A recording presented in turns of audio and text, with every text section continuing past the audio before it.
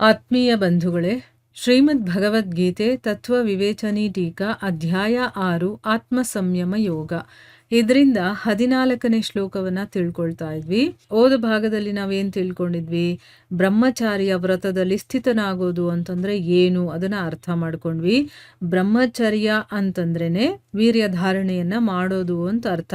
ಅದನ್ನ ಮಾಡಿದ್ರೆ ಏನಾಗುತ್ತೆ ಅಂತಂದ್ರೆ ನಾವು ಧ್ಯಾನದಲ್ಲಿ ಏಕಾಗ್ರತೆಯನ್ನ ಇಟ್ಕೊಳ್ಳೋದಕ್ಕೆ ಸಾಧ್ಯ ಆಗುತ್ತೆ ಅಂತಾನು ತಿಳ್ಕೊಂಡ್ವಿ. ಸೊ ಬ್ರಹ್ಮಚರ್ಯ ಪಾಲನೆ ಮಾಡೋ ಅಂತ ಬ್ರಹ್ಮಚಾರಿಗಳು ಪಾಲಿಸುವಂತ ವ್ರತದ ಬಗ್ಗೆನೂ ಕೂಡ ಹೇಳಿದ್ರು. ಅಂದ್ರೆ ಏನೇನ್ ಮಾಡಬೇಕು, ಏನೇನ್ ಮಾಡಬಾರ್ದು ಅಂತೆಲ್ಲ ಹೇಳಿದ್ರಲ್ವಾ.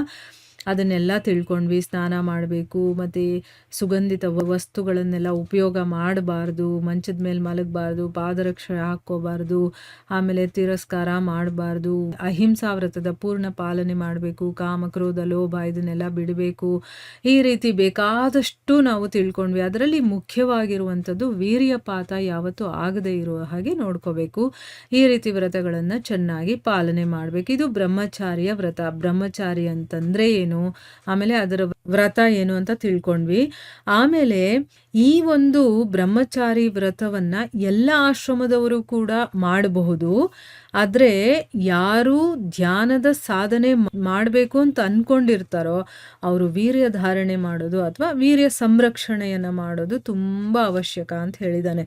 ಯಾಕೆ ಅಂತಂದ್ರೆ ಅದು ಮಾಡಿದಾಗ್ಲೇ ನಾವು ಆ ಒಂದು ಸಾಧನೆಯ ಕಡೆಗೆ ನಮ್ಮನ್ನ ನಾವು ತೊಡಗಿಸ್ಕೊಳ್ಳೋದು, ಅಂದ್ರೆ ನಮ್ಮ ಒಂದು ಗಮನ ಒಂದೇ ಕಡೆಗೆ ನಮ್ಮ ಧ್ಯೇಯದ ಕಡೆನೇ ಇರೋದಕ್ಕೆ ಸಾಧ್ಯ ಆಗೋದು. ಅದಕ್ಕೋಸ್ಕರನೇ ಇಲ್ಲಿ ಬ್ರಹ್ಮಚಾರಿ ವ್ರತ ಅನ್ನೋದು ಏನು, ಆ ನಿಯಮಗಳೇನು, ಅದನ್ನ ದೃಢತೆಯಿಂದ ಪಾಲನೆ ಮಾಡೋದಿದೆಯಲ್ಲ ಅದರಲ್ಲಿ ಸ್ಥಿತನಾಗೋದು ಅಂತ ಅಂದ್ಬಿಟ್ಟು ಅರ್ಥ ಅಂತ ತಿಳ್ಕೊಂಡ್ವಿ.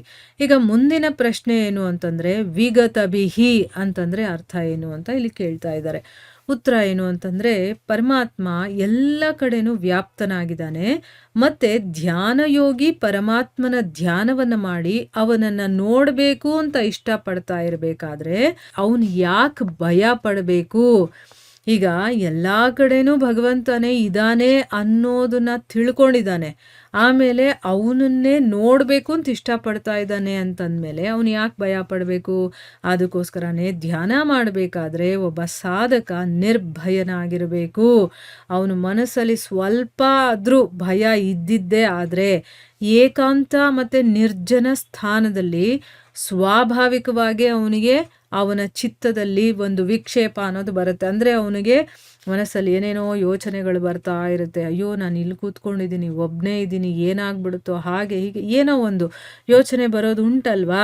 ಈಗ ಭಯ ಇಲ್ಲ ಅಂತಂದ್ರೆ ಎಲ್ಲಾ ಕಡೆ ಭಗವಂತ ಇದ್ದಾನೆ ಅಂದಮೇಲೆ ಅವನಿಗೆ ಭಯ ಇರಬಾರ್ದು. ಯಾಕೆ? ಆ ಭಗವಂತನ ನೋಡಕ್ಕೆ ಅವನು ಧ್ಯಾನ ಮಾಡ್ತಾ ಇದ್ದಾನೆ. ಆವಾಗ ಅವನಿಗೆ ಎಲ್ಲಾದ್ರೂ ಏಕಾಂತ ಸ್ಥಳದಲ್ಲಿ ಕೂತ್ಕೊಂಡು ಅವನೇನಾದ್ರೂ ಧ್ಯಾನ ಮಾಡಕ್ ಕೂತ್ಕೊಂಡ ಅಂತಂದ್ರೆ ಅದು ಸ್ವಾಭಾವಿಕವಾಗಿ ಅವನ ಮನಸ್ಸಲ್ಲಿ ಆ ಚಿತ್ತದಲ್ಲಿ ಏನಾದ್ರೂ ಒಂದು ಆಲೋಚನೆಗಳು ಬರೋದಕ್ಕೆ ಶುರುವಾಗುತ್ತೆ. ಅದಕ್ಕೋಸ್ಕರನೇ ಸಾಧಕ ಆ ಸಮಯದಲ್ಲಿ ಏನಂತ ತಿಳ್ಕೋಬೇಕು? ಪರಮಾತ್ಮ ಸರ್ವಶಕ್ತಿಶಾಲಿಯಾಗಿದ್ದಾನೆ, ಮತ್ತೆ ಸರ್ವವ್ಯಾಪಿ ಆಗಿರುವಂತ ಕಾರಣದಿಂದ ಇಲ್ಲೂ ಯಾವಾಗ್ಲೂ ಇದ್ದೇ ಇದ್ದಾನೆ ಅಲ್ವಾ. ನಾವು ಎಲ್ಲಾದ್ರೂ ಕೂತಿರ್ಲಿ, ಭಗವಂತ ಅಲ್ಲಿದ್ದಾನೆ. ಸರ್ವವ್ಯಾಪಿ ಅಂತ ಅಂದ್ಬಿಟ್ಮೇಲೆ ಆಗೋಯ್ತು. ಅವನು ಮನೇಲೂ ಇದ್ದಾನೆ, ಸ್ಮಶಾನದಲ್ಲೂ ಇದ್ದಾನೆ, ಕಾಡಲ್ಲೂ ಇದ್ದಾನೆ, ಎಲ್ಲ ಕಡೆನೂ ಇದ್ದಾನೆ. ಅವನಿರ್ಬೇಕಾದ್ರೆ ಯಾವುದ್ರ ಭಯನೂ ಇಲ್ಲ ಅನ್ನೋ ರೀತಿ ಒಬ್ಬ ಸಾಧಕ ದೃಢವಾಗಿ ಆ ಸತ್ಯಧಾರಣೆಯನ್ನ ಮಾಡ್ಕೊಳ್ಬೇಕು. ಈಗ ಗೊತ್ತಾಯ್ತಾ? ಈಗ ಭಗವಂತ ಎಲ್ಲ ಕಡೆ ಇದ್ದಾನೆ, ನಮಗ್ ಗೊತ್ತು. ಈಗ ನಾನು ಎಲ್ಲಿದ್ರೆ ಏನು, ಎಂಥ ಕತ್ತಲಲ್ಲಿ ಎಂಥ ಒಂದು ಕಾಡಲ್ಲಿದ್ರೂ ನಾನು ಭಯ ಪಡಬಾರ್ದು. ಆದರೆ ನಾವು ಹಾಗಿದ್ದೀವ? ಇಲ್ಲ. ಯಾಕೆ? ನಮಗಿನ್ನೂ ನಂಬಿಕೆ ಬಂದಿಲ್ಲ ಅದು ಅಲ್ವಾ. ಆದರೆ ಆ ಒಂದು ಸತ್ಯ ಧಾರಣೆಯನ್ನ ಒಬ್ಬ ಸಾಧಕ ದೃಢವಾಗಿ ಅದನ್ನ ಮಾಡ್ಕೋಬೇಕು. ಒಂದು ವೇಳೆ ಅಕಸ್ಮಾತ್ ಪ್ರಾರಬ್ಧವಶದಿಂದ ಧ್ಯಾನ ಮಾಡ್ತಾ ಮಾಡ್ತಾ ಸಾವೇ ಬಂದ್ರೂ ಕೂಡ ಅದರಿಂದನೂ ಕೂಡ ಪರಿಣಾಮದಲ್ಲಿ ಪರಮಶ್ರೇಯಸ್ಸೇ ಇದೆ ಅಲ್ವಾ. ಈಗ ನಾನು ಧ್ಯಾನ ಮಾಡ್ತಾ ಮಾಡ್ತಾ ಸತ್ರೆ ಅದರಿಂದನೂ ನನಗೆ ಒಳ್ಳೇದೇ ಆಗುತ್ತೆ. ನಿಜವಾದ ಧ್ಯಾನ ಯೋಗಿ ಈ ಒಂದು ವಿಚಾರದಲ್ಲಿ ದೃಢವಾಗಿರ್ತಾನೆ. ಆದ್ರಿಂದಾನೆ ಅವನಿಗೆ ವಿಗತ ಬಿಹಿ ಅಂತ ಹೇಳ್ತಾರೆ ಅಂತ ಅಂದ್ಬಿಟ್ಟು ಇಲ್ಲಿ ಹೇಳ್ತಾ ಇದ್ದಾರೆ. ಎಷ್ಟು ಚೆನ್ನಾಗಿ ಎಕ್ಸ್ಪ್ಲೇನ್ ಮಾಡಿದ್ದಾರೆ ನೋಡಿ ಇಲ್ಲಿ.